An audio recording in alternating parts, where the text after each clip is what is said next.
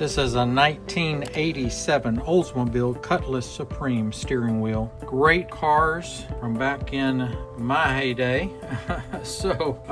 Anyway, this is obvious, all the issues that we've got on this one, and we take each order and address what needs to be done. This has got a padding underneath the leather that has just deteriorated, and then of course the leather has deteriorated, and so we need to rebuild these sections underneath the leather and the padding and then put new padding on it. On this wheel we're also going to go in and repaint the satin black sections, clean them up really nice, and then we'll put the new padding on it, new leather, and it is going to look amazing in this guy's Cutlass. Let's see how it looks after we transform it.